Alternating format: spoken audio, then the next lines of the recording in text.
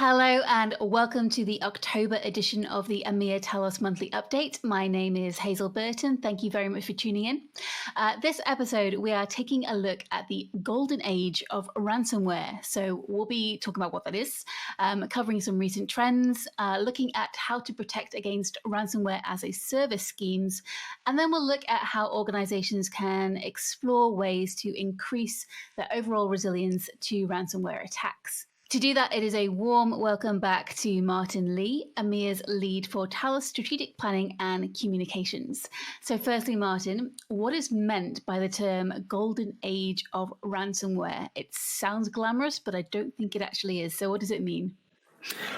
It's referring really to how ransomware has changed and evolved over the years. The very first piece of ransomware dates from the tail end of the 1980s. Someone tried to extort money from the healthcare professionals through sending out information that they had software that would help you diagnose AIDS patients, and it would then encrypt just the file names of files on your device. And to get them back, you had to send off a money order by post to an address in Panama, which of course led to the arrest of the individual involved, and they were brought to trial. Ultimately, they were diagnosed as clinically insane and unable to stand trial. But that was our very first piece of ransomware. It wasn't until 2005 that we saw the development of what we'd recognize now as modern criminal ransomware. And since then, that was sent on very much a mass market model. The bad guys send as many pieces of ransomware as possible, in the understanding that a very small percentage are going to get through and are going to affect devices, and then a small percentage of those they will be able to collect the ransom. So that's very much, it's a mass market numbers game. It's all about sending out as many pieces of ransomware as possible. In 2016, we saw an innovation in the ransomware market, that one gang started going about attacks in a different way. Instead of sending out as many attacks as possible, they identified likely targets in advance, researched them, did the reconnaissance, found vulnerabilities, externally facing vulnerabilities, exploited those to get a toehold within the organization, then spread out their attack, their footprint inside the network, identifying key systems within that organization and hitting those with ransomware, which then brings the entire organization to a halt because they've taken out a key system in a way that you can't do if you just hit an endpoint. And of course, if you bring an organization to a halt, you can then ask for a much higher ransom than if you can if it's a single endpoint. So really, this is what we mean by the golden age of ransomware. It's the way that the bad guys have innovated, have refined their business model, and are looking at new ways to increase the profitability of their attack. And unfortunately, this is what we're living in at the moment. Yeah, and we'll come on to some advice around what you can do as an organization to protect yourself in a second. But I wanted to ask you, can you talk about some of the things that you've learned from some recent high-profile ransomware attacks, and articulate that for our audience and organizations across EMEA on what they should be aware of?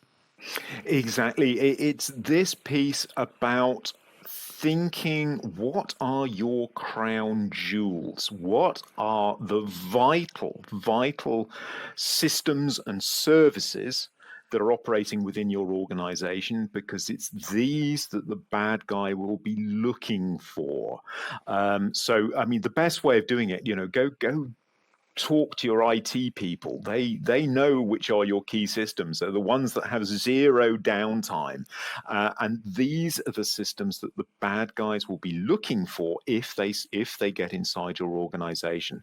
So I think, those things to look for, and I frequently say it, scene of every crime there are big sticky fingerprints. This targeted ransomware, it's not an instantaneous binary event. You're not suddenly fine and then suddenly your key systems are infected. There's a series of steps that the bad guys must complete before they are able to successfully encrypt your key systems and bring your organization to a halt. So it's thinking about what might those steps be? How would we detect that we've got bad guys in our environment, given what they're likely to do? And then also, how are we going to stop them? How are we going to frustrate the bad guys in their steps? And how are we going to make them noisy? How are we going to make it really, really obvious so that we can detect this early, declare the incident, and then respond? Now, one particular trend that we've been seeing is ransomware as a service. So can you talk about what that is and how it's currently being used as a tool in an attacker's arsenal? It's all about the professionalization of ransomware and the industrialization of it.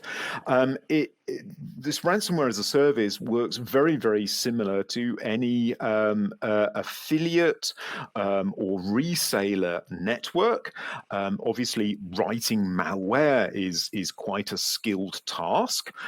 There are people out there who are very, very skilled in writing ransomware, and they've realized that they can only infect and send this ransomware to so many organizations, and it's more profitable for them, I think much the same way as any small business, to concentrate on their key skills and develop better ransomware and more effective ransomware, and they then farm this out to an affiliate network of individuals who aren't skilled in writing the ransomware, but they are skilled in distributing it. So we've got affiliates who are distributing the malware and getting it inside organizations. And then we have this ransomware as a service where, everything that you would need in order to conduct an attack is there. The service will help you collect on the ransom. They will take a cut of that, and then you will get a large percentage of that. So it's about the development of this ecosystem as an industry. It's a criminal industry which is developing these services in the same way that really any other software sales or software distribution system is working. The innovation of the bad guys never ceases to amaze me. This is why it's so important. Don't underestimate your bad guys. They are very, very professional. They are very, very skilled in what it is that they do. So, bearing all of that in mind and coming back to the defender side of the equation, what are your main pieces of advice for our audience who are looking to build up their resiliency towards ransomware attacks? Have your perimeter defenses in place. Informed employees is your first pillar of defense. The second is to have those perimeter defenses keep as much of that bad stuff outside as possible. So you've got you're protecting your email so that you're detecting any attacks which are coming in over email. You're keeping out the bad stuff that might be downloaded over the web. If the perimeter defenses fail, you've got endpoint protection so that any attack which is coming in is then being detected and stopped on the endpoints. If the bad guys still manage to get in, we're then able to detect them as they move around your network. So you have visibility on your network to be able to detect the bad guys. You've got things such as two-factor authentication, so that it's more difficult for them to take advantage of an account or steal someone's credentials, become an administrator on a domain. We want to make all of those things difficult. And then if they do hit one of your key systems, number one, I really, really hope that you've got endpoint protection on it so that you can detect and block those attacks. If you don't, the great Achilles heel of ransomware is backup. If someone encrypts your device, you should be able to back up from it. So make sure that you've got backup solutions in place. Make sure that you can restore from a backup. It's no good taking a backup and then finding out that you actually can't restore from it. And also make sure that these are offline backups. One of the first things the bad guys are going to do when they get in your systems is try and wipe your backups. So make sure this isn't something that they can do, but make sure those backups are in place so that you can quickly and easily restore from a backup.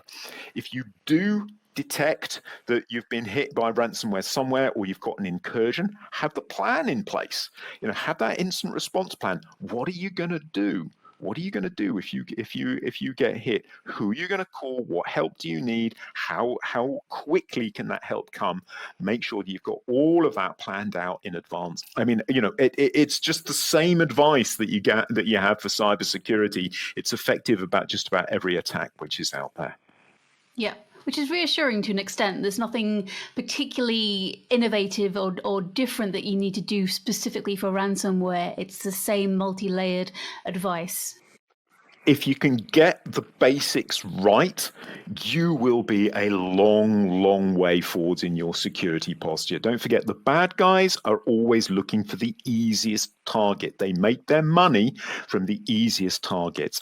It doesn't take much to not be an easy target. I mean, also, you can never get things 100% right. So you need to prepare and plan for the bad days. But if you've got the basics right, then you are looking like a difficult target for the bad guys, and they will tend to go elsewhere. Great advice. Okay, well, that is all for this October edition of the EMEA Talos Monthly Update. Thank you very much for watching.